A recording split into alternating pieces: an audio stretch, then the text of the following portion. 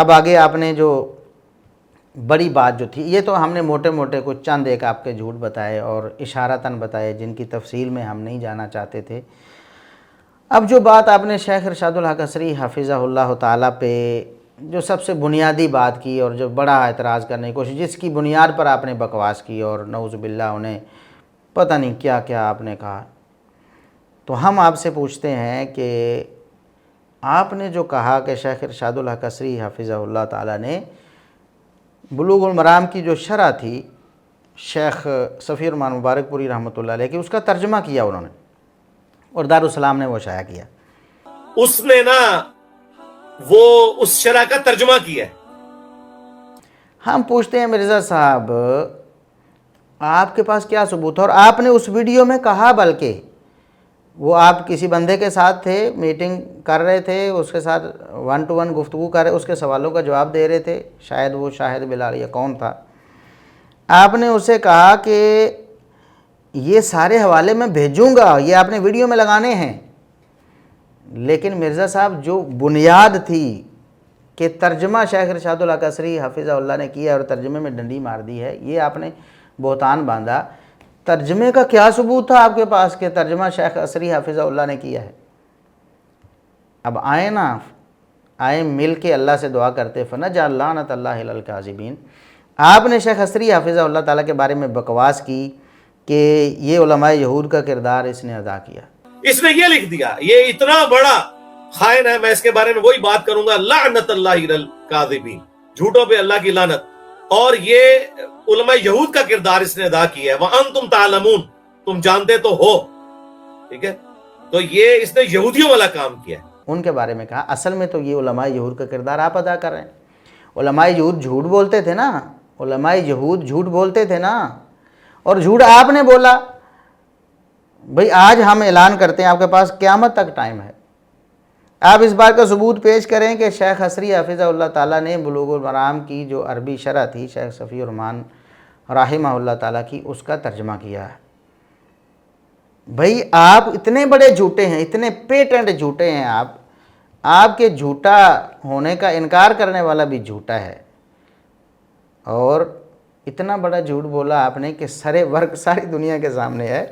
ہم آپ کو سکرین پر دکھا بھی رہے ہیں کہ بلوغ المرام کا ترجمہ عبد الوکیل الوی نامی بندے نے کیا تھا، شیخ عصری حافظہ اللہ تعالیٰ نے اس کا ترجمہ نہیں کیا، اور آپ نے جھوٹ بولا، اور یہ اس جھوٹ کو آپ نے ببانگ دوہل بولا، ساری دنیا کے سامنے یہ جھوٹ بولا آپ نے۔ اتنے ڈھیٹ اور بے شرم ہیں آپ، اور کئی ہفتے گزر چکے ہیں، آپ نے معافی مانگی نہیں، آپ نے معذرت نہیں کی، جھوٹ بولا، اور ایسے ابلیسی ہو گئے ہیں آپ، جھوٹ بول کے پھر شرم بھی کوئی نہیں آتی، حیا آنا چاہیے، ایسے بندے کو تو ڈوب کے مر جانا چاہیے نا، کیا منہ دکھاؤں گا دنیا کو۔ لیکن ابلیس نے آپ کو اتنا یار بنا لیا ہے، اتنا جکڑ لیا ہے کہ آپ میں شرم و حیا باقی نہیں رہی۔ تو شیخ ارشاد الحق عصری حفظہ اللہ تعالیٰ نے بلوغ المرام کی شرح کا ترجمہ نہیں کیا تھا مرزا صاحب، آپ نے جھوٹ بولا اور ان کو مترجم بنا دیا۔ مزے کی بات یہ ہے کہ جس شخص نے ترجمہ کیا ہے اس کا نام دارالسلام نے وہ بڑا موٹا لکھا ہوا ہے کہ مترجم کون ہے، عبد الوکیل الوی۔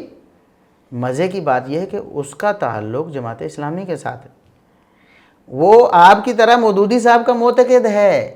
اس پر بکواس کرنے کی بجائے، اس پر بھونکنے کی بجائے آپ نے رخ شیخ عصری حافظہ اللہ تعالیٰ کی طرف کر لیا، جن کا ترجمے میں کسی دور دور تک کوئی تعلق ہی نہیں ہے، ان کا نام لے دیا کہ مترجم وہ ہے۔ اور شرم نہیں آتی آپ کے جو سننے والے آپ کے حواری ہیں، ایسے خبیث لوگ جو آپ کو سنتے ہیں اور جھوٹ سن کر مان کر کے یہ جھوٹ ہے پھر بھی آپ کے پیچھے چلے جاتے ہیں، ان کو بھی شرم آنی چاہیے۔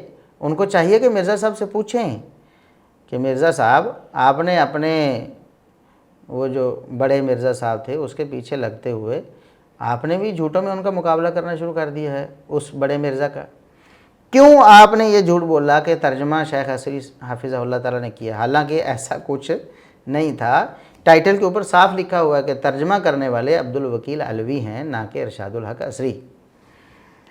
اب رہی بات یہ ہے کہ دارالسلام نے بھی اس بات پر معذرت کی ہے بطور ادارہ آفیشلی کہ نظر ثانی میں غلطی سے شیخ حصری حافظہ اللہ تعالیٰ کا نام لکھا گیا تھا.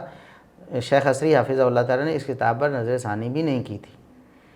اب بتائیں مرزا صاحب، آپ بتائیں جھوٹا کون ہے، یہودیانہ روش کس کی ہے، کون بے ایمان ہے اور کون شیطان ہے؟ یہ سارے الفاظ آپ نے بولے اور ہمیں بصد معذرت ہمیں بولنے پڑ رہے ہیں، اس لیے کہ ہمیں آپ کی حقیقت لوگوں تک پہنچانی ہے.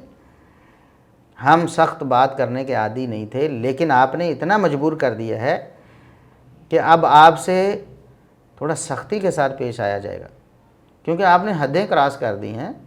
آپ اشاروں کنایوں میں بات کرتے تھے، ہم لوگوں کو سمجھاتے تھے کہ یہ خبیث رافضی ہے، اس سے اپنے آپ کو بچا لو. آپ اپنے آپ کو چھپاتے تھے، اب آپ نے تقیے کی چادر اتاری ہے اور بتایا ہے کہ میں تقیہ کرتا رہا. مجھے پہلے بھی یہ باتیں پتہ تھیں، لیکن میں نے کبھی کھول کر بیان نہیں کی کیونکہ حالات سازگار نہیں تھے. کہا ہے نا کہ میں شروع سے مجھے پتا تھا ساری باتیں، لیکن حالات کے سازگار ہونے کا انتظار کر رہے تھے. یہ تقیہ بازی یہ آپ کی فطرت میں، ہمیں تو پہلے پتا تھا کہ آپ کا مذہبی جھوٹ پر ہے، آپ کا مذہبی تقیہ بازی پر ہے. اپنے آپ کو، آپ اہل سنت کے نوجوانوں کو یہ باور کراتے رہے کہ میں سنی ہوں، جبکہ آپ نے تقیہ کیا ہوا تھا، رافضی تھے آپ. ہم لوگوں کو بتاتے تھے، لیکن آپ چونکہ کھل کے سامنے نہیں آتے تھے، مجبوری تھی اس طرح جس طرح عبداللہ بن ابی اینڈ کمپنی رسول اللہ صلی اللہ علیہ وسلم کو پریشان کرتے تھے، کھل کے سامنے نہیں آتے تھے. تو آپ صلی اللہ علیہ وسلم بھی اوپر سے ان کے پڑھے ہوئے کلمے کی وجہ سے ان کے ساتھ نرمی سے پیش آتے تھے. لیکن جب باتیں کھل کے آ گئی نا سامنے، تو پھر اللہ رب العزت نے بھی فرما دیا کہ جاہد الکفار والمنافقین واغلظ علیہم. اب وقت آ گیا ہے، یہ کھل کے سامنے آ رہے ہیں تو آپ بھی کھل کے ان کے خلاف جہاد کریں، ان پر سختی کریں.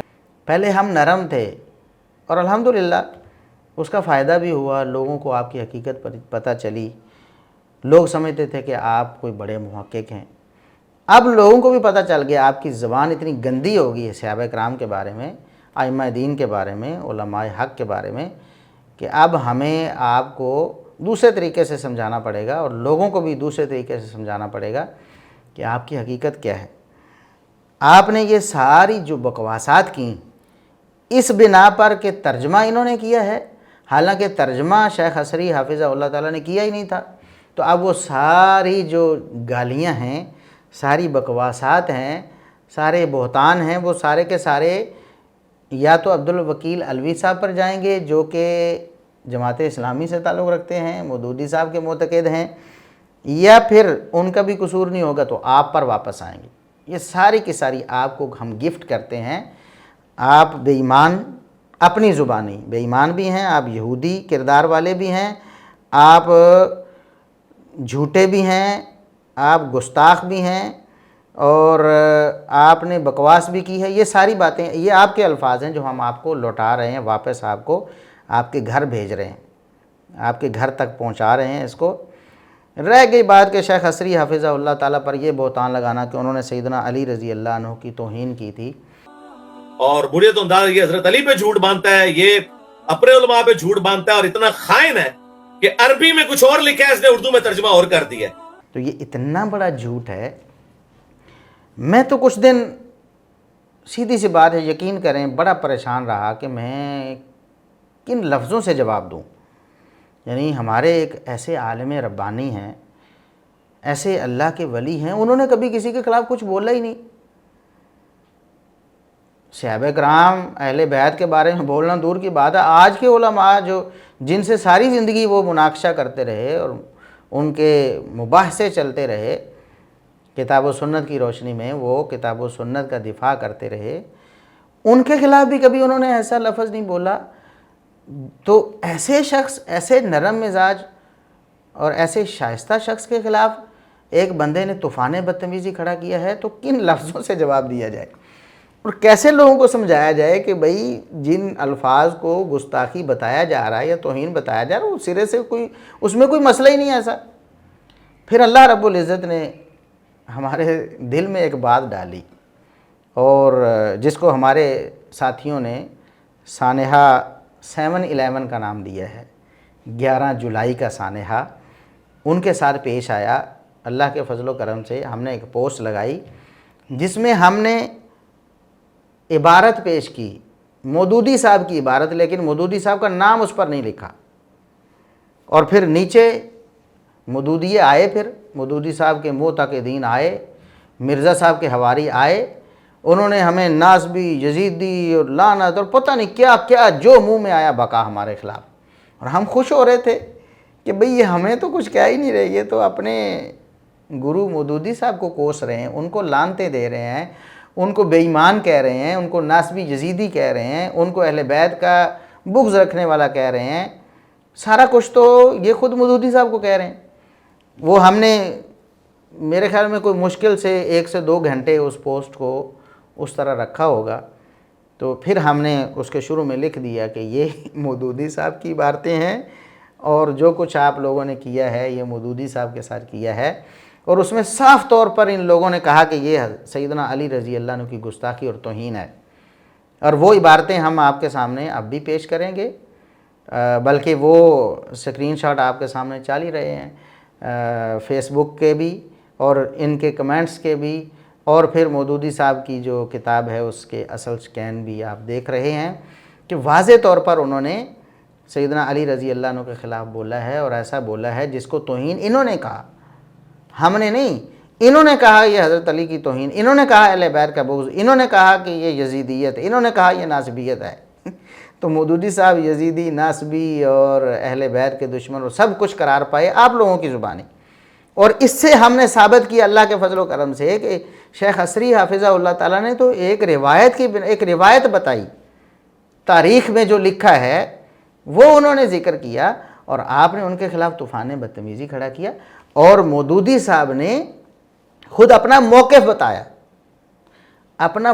بتایا کہ سیدنا علی رضی اللہ عنہ نے یہ بہت غلط کیا، اس کو غلط کہے بغیر کوئی چارہ نہیں ہے، کہ سیدنا عثمان رضی اللہ عنہ کے قاتلوں کو سیدنا علی رضی اللہ عنہ نے اپنا قریبی بنا لیا اور ان کو عہدے تک دے دیے، گورنر تک بنا دیا، پہلے وہ ان سے نفرت کرتے تھے لیکن یکا انہوں نے ان کو اپنا قریبی بنا لیا، وغیرہ وغیرہ جو بھی لکھا، اس پر جو بھی آپ لوگوں نے بولا وہ سارا کا سارا مودودی صاحب تک پہنچا یا پھر آپ تک پہنچا۔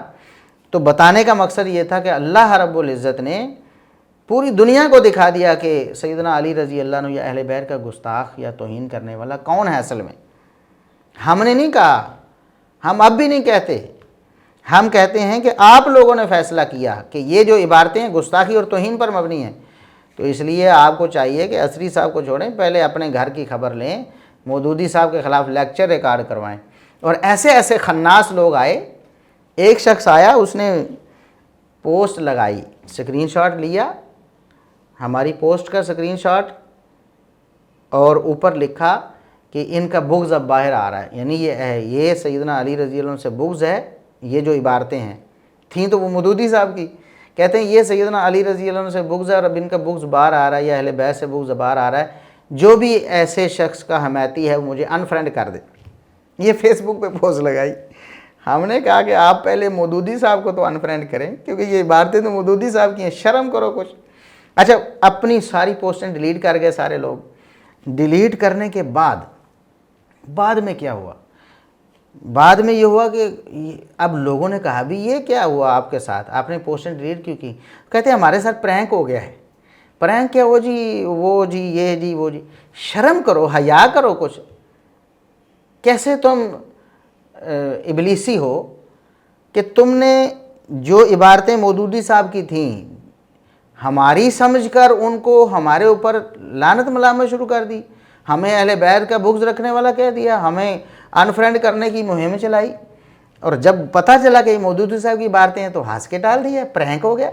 شرم کرو، حیا کرو، تمہیں شرم و حیا تو تمہارے قریب سے نہیں گزری، ایسے تم رافضی ہو، رافضی نواز ہو۔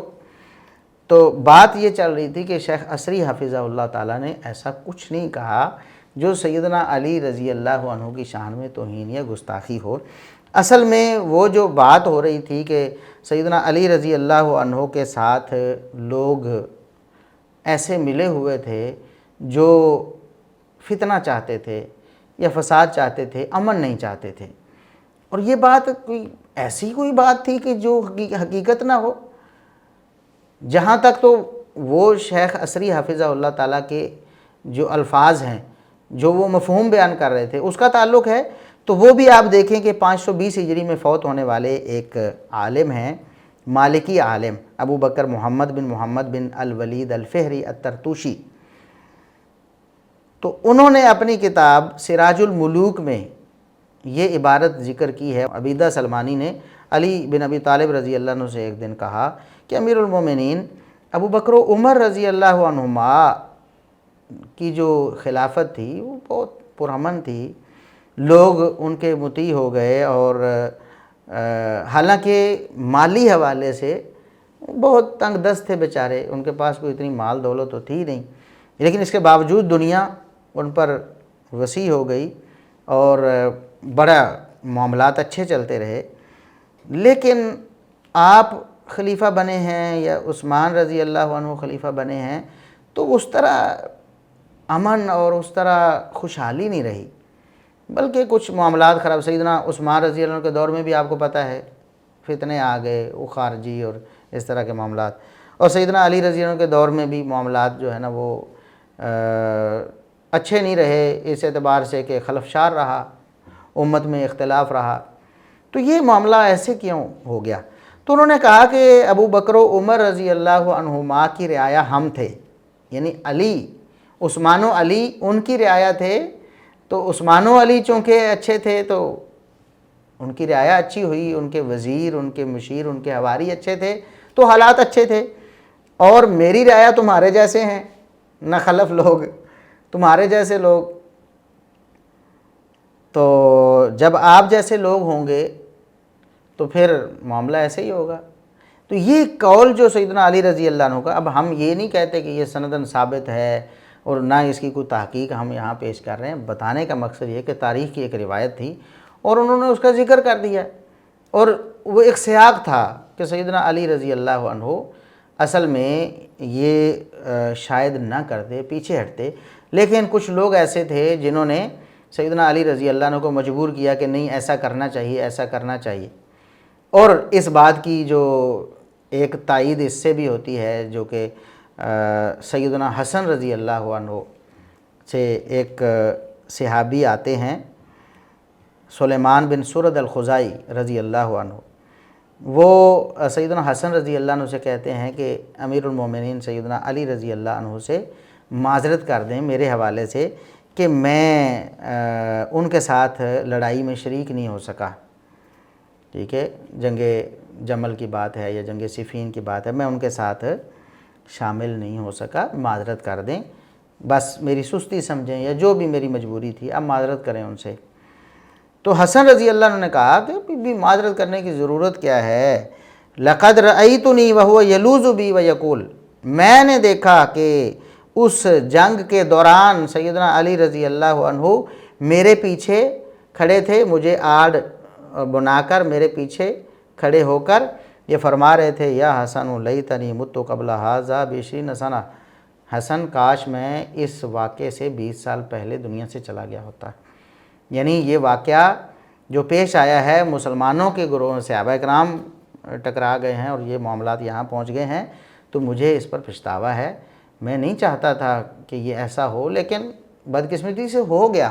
یہ ساری چیزیں بتاتی ہیں کہ سیدنا علی رضی اللہ عنہ کوئی اللہ اس کے رسول کا حکم سمجھ کر صحابہ سے لڑنے نہیں چلے گئے تھے، بلکہ بہت سے عوامل تھے، کچھ مجبوریاں ایسی بن گئیں، لوگوں نے اس نہج تک حالات کو پہنچا دیا کہ وہ ہو گیا، اور اس کے بعد بھی وہ پچھتائے کہ کاش ایسا نہ ہوتا، میں اس سے پہلے دنیا سے چلا گیا ہوتا۔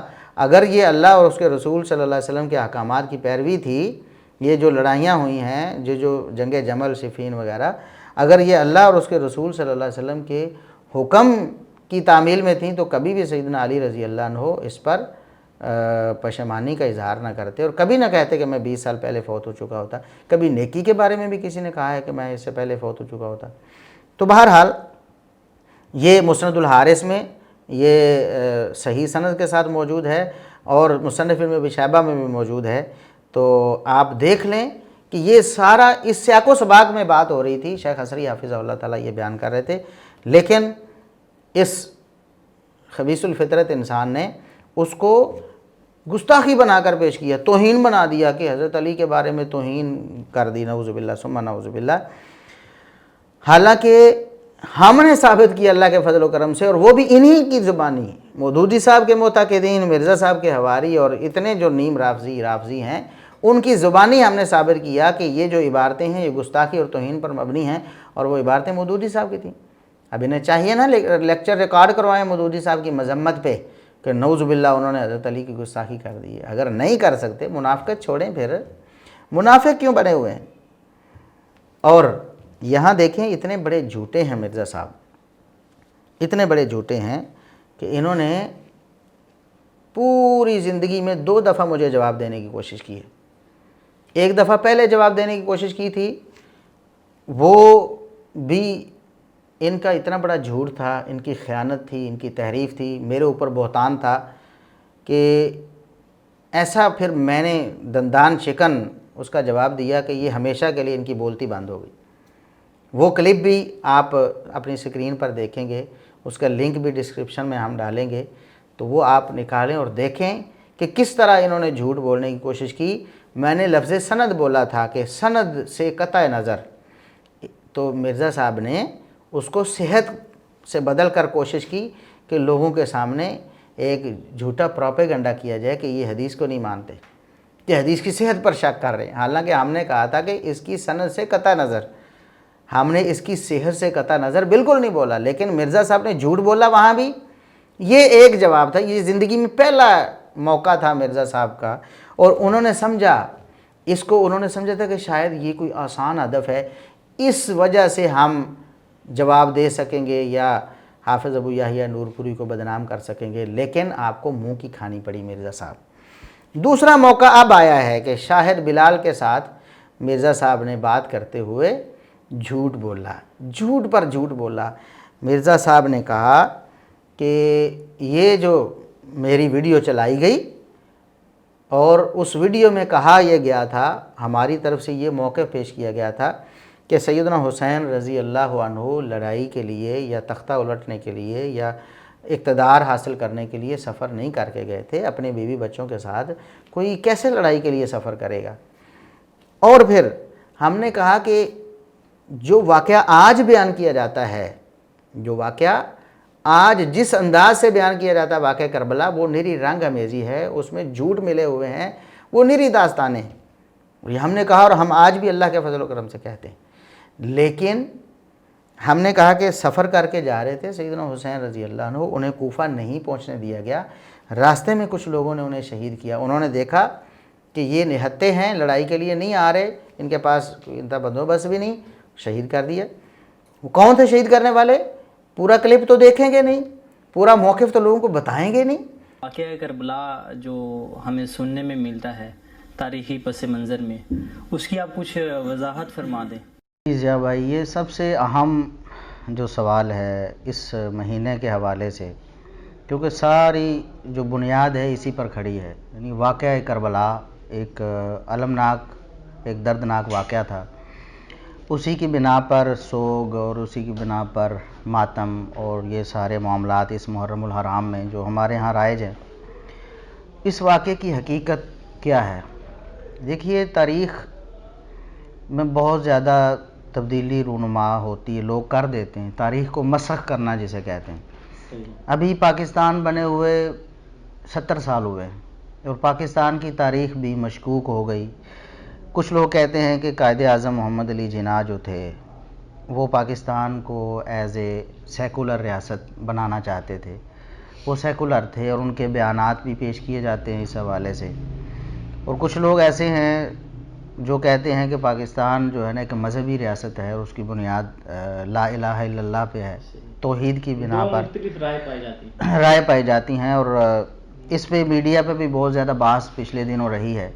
تو آپ اس سے اندازہ لگا سکتے ہیں کہ 70 سال میں ایک تاریخ کو کتنا مسخ کر دیا گیا. ہمارا بھی یہی موقف ہے کہ پاکستان کو لا الہ الا اللہ کی بنیادوں پہ بنایا گیا. ہمارے بزرگ کئی ابھی تک زندہ ہیں, کچھ ابھی پچھلے دنوں فوت ہوئے, کچھ پچھلے سالوں فوت ہوئے, جنہوں نے خود یہ سارا سلسلہ اپنی آنکھوں سے دیکھا اور مشاہدات بیان کیے، اپنے جذبات بیان کیے اور اپنی قربانیاں بیان کی کہ وہ ساری کی ساری لا الہ الا اللہ کی بنیاد پر تھی۔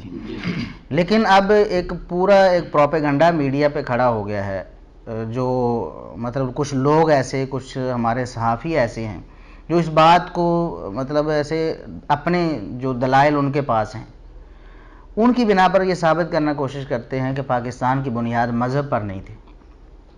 تو 70 سال اگر مطلب ایک تاریخ کو مسخ کرنے کے لیے کافی ہیں تو ادھر تو 1400 سال ہو گئے تقریباً، تو 14 صدیاں بیت گئیں، اور اس دوران مطلب جو عالم اسلام تھا اس میں مطلب بہت سارے سانحے رونما ہو چکے تھے، پہلے بھی اور بعد میں بھی۔ مطلب نبی کریم صلی اللہ علیہ وسلم کی وفات کے بعد کچھ اختلافات مسلمانوں میں ہوئے، پھر یہ سیدنا حسین رضی اللہ تعالیٰ عنہ کی شہادت کا واقعہ، اور اس کے بعد بھی پھر حکومتیں آتی جاتی رہیں، کچھ کشمکش بھی رہی مسلمانوں میں بھی، اور اس دوران غیر مسلموں کو خصوصاً جو منافقین اسلام کو نقصان پہنچانا چاہتے تھے لیکن اسلام کے غلبے کی وجہ سے وہ چھپے ہوئے تھے، ان کو بھی موقع ملا۔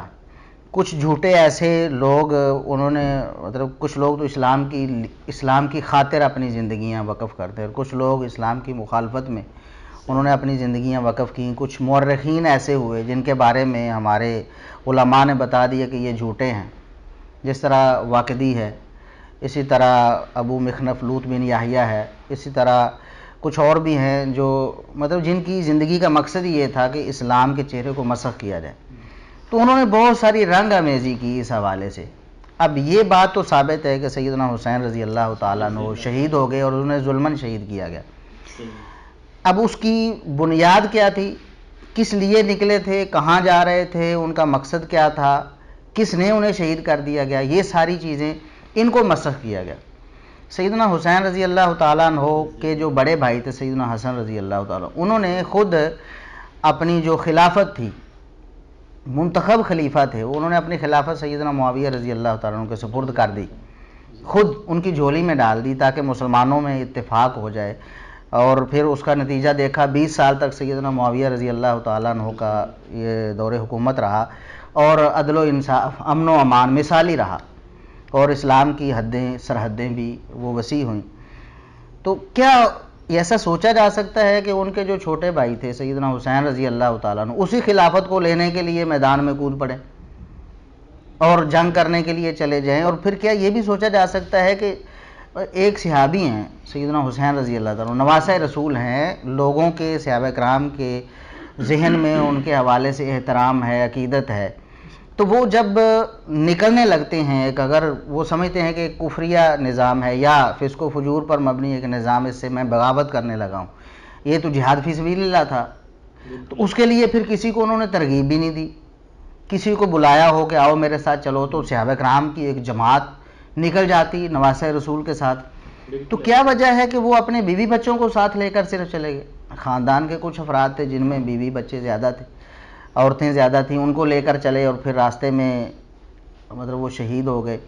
تو یہ رنگ آمیزی ہے جس کی مطلب ہمیں کوئی دلیل ایسی نہیں، کوئی سند ایسی نہیں ہمارے پاس جو واقعہ کربلا جو ہمیں بیان کیا جاتا ہے، جو اس مہینے میں خصوصاً لوگوں کے سامنے بیان کیا جاتا ہے، یہ نیری رنگ آمیزی ہے۔ سیدنا حسین رضی اللہ تعالیٰ عنہ سفر پہ جا رہے تھے، ظاہر ہے بیوی بچوں کو لے کر انسان سفر پہ ہی جاتا ہے، اور پھر وہ اس طرف جا رہے تھے جس طرف ان کے والد گرامی سیدنا علی رضی اللہ تعالیٰ عنہ ایک عرصہ انہوں نے وہاں گزارا کوفے میں، اسی راستے پہ وہ جا رہے تھے، اور راستے میں کیا ہوا ہے کہ کچھ لوگوں نے انہیں شہید کر دیا۔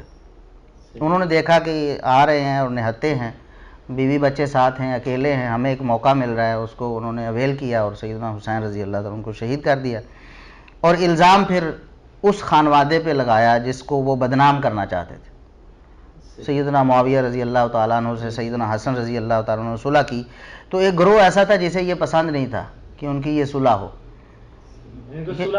ہاں وہ صلح پسند نہیں تھے، وہ تو وہ لوگ تھے جو اسلام میں ہمیشہ فساد کے متمنی تھے کہ مسلمان ایک دوسرے سے خون ریزی کرتے رہیں، تو سیدنا حسن رضی اللہ تعالیٰ عنہ کی صلح انہیں کسی طریقے سے نہیں بھائی تھی۔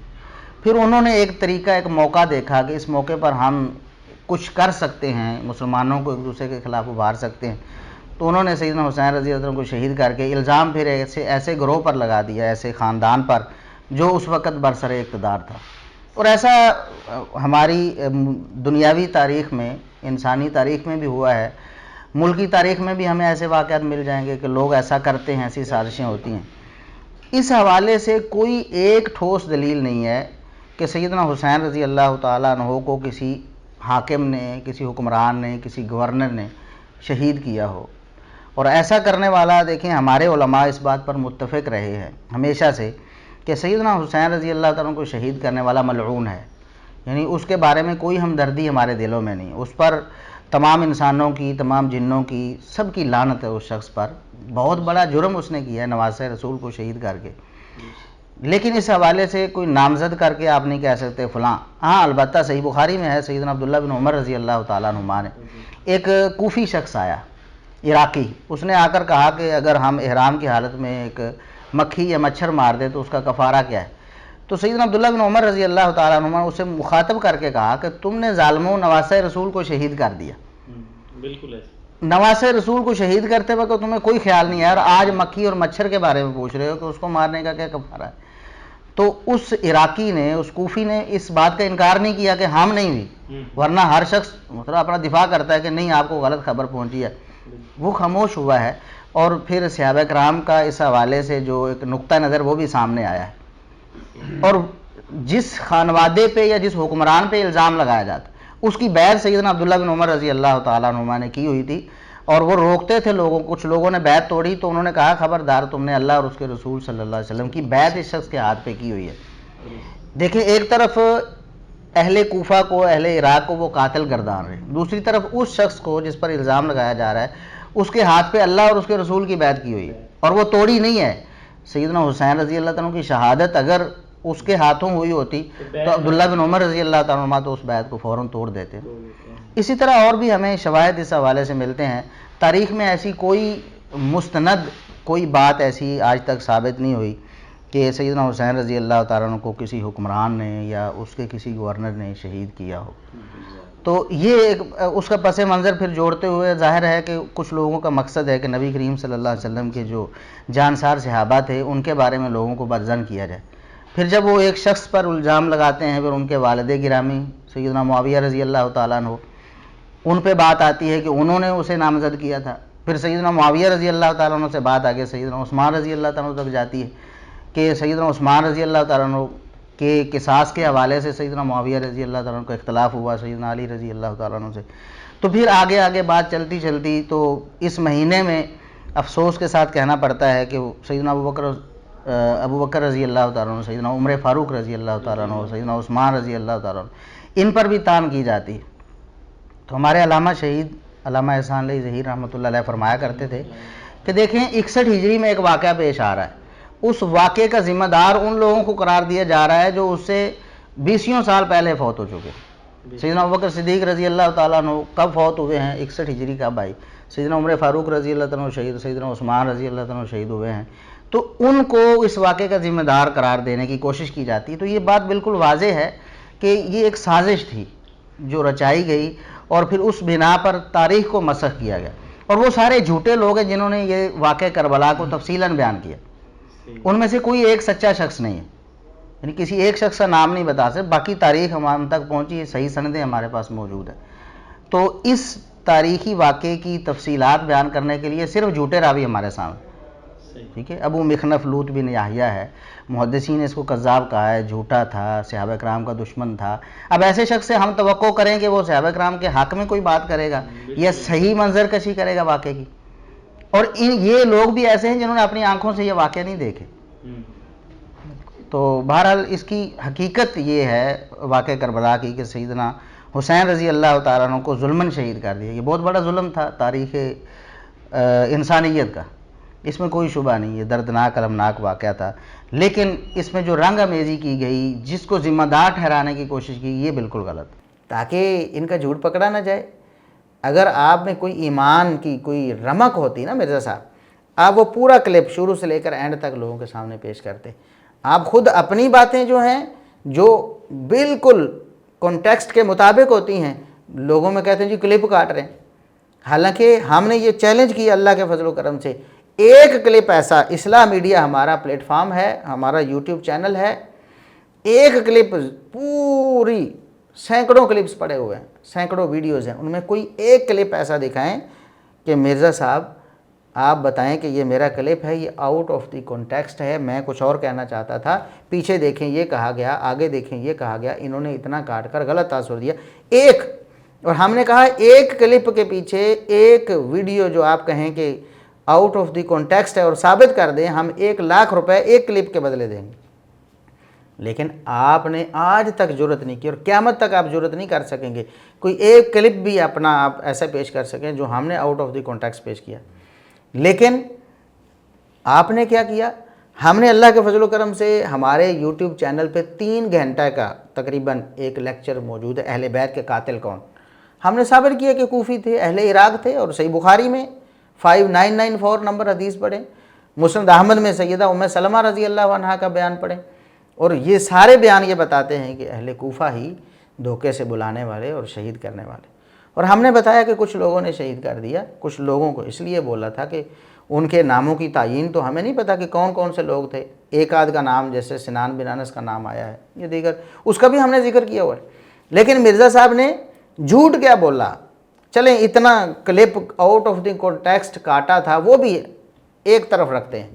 جھوٹ بولا کہ انہوں نے کہا کہ ڈاکوؤں نے شہید کیا. ہم مرزا صاحب پھر وہی کہتے ہیں، آؤ مبالغہ کرتے، فنجعل لعنت اللہ علی الکاذبین، جھوٹوں پر اللہ کی لعنت کرتے ہیں. پھر دیکھیں آپ غرق نہ ہوئے تو تب کہنا. آؤ نہ میدان میں، اللہ سے فیصلہ کرواتے ہیں، اور اس کے بعد اللہ رب العزت کی طرف سے جو فیصلہ ہوگا نا، ساری دنیا دیکھے گی کون جھوٹا کذاب دجال ہے اور کون سچا ہے، حق پہ کون ہے اور باطل پہ کون ہے. آؤ نہ فیصلہ کریں. اگر نہیں، آپ کے اتنی جرت نہیں ہے آپ میں کہ آپ مباہلہ کریں، تو آپ اس کا جواب دیں ہمیں.